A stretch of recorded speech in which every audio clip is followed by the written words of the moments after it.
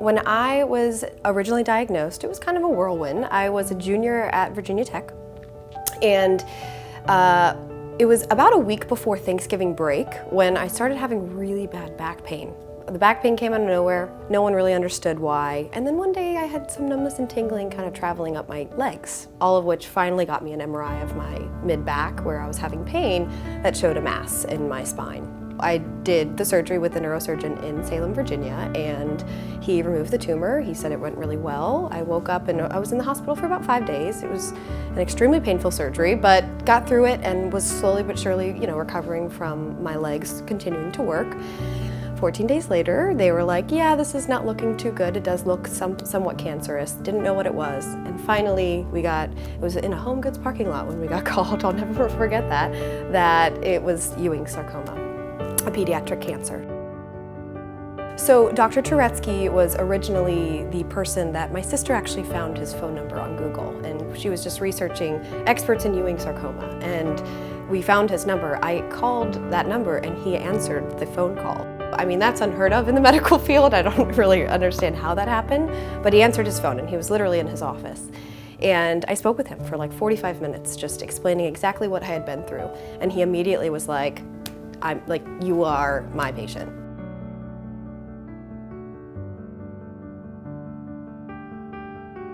At the time, it's fight or flight. You're going through it and you do what feels right, you go with your instinct, and you just get through it because you have to get through it. You really don't have another option.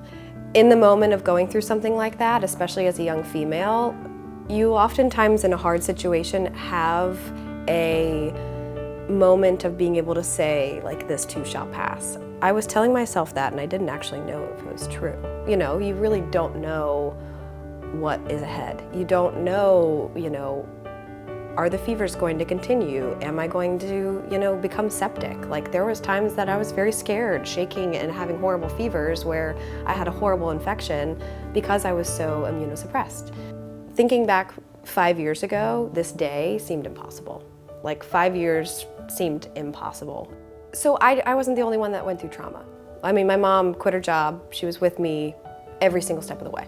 My sister moved back from Kentucky and moved home and help my mother take care of me. She literally picked up her life and she dropped everything just to take care of me. So now the support system I went through, they're by far and away the most amazing family I could even ask for.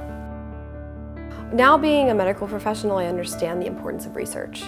And the only way that research is possible is through funding. And it is a leap of faith for a lot of people because you have to go through trials and there are going to be failures with research. There are going to be, those moments where the grant didn't get that, perfect research study that they wanted, but we wouldn't have known until we tried.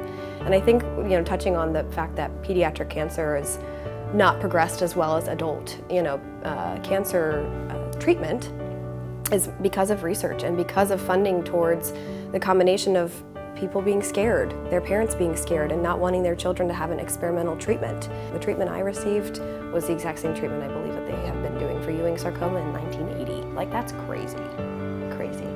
Like, the fact that we haven't progressed more. And that's why I love Dr. Turetsky so much, is because he's literally dedicated his life to brand new treatments and brand new medications, and he is constantly always striving for new grants and new research funding and new studies to challenge what our treatment is right now and change the normal.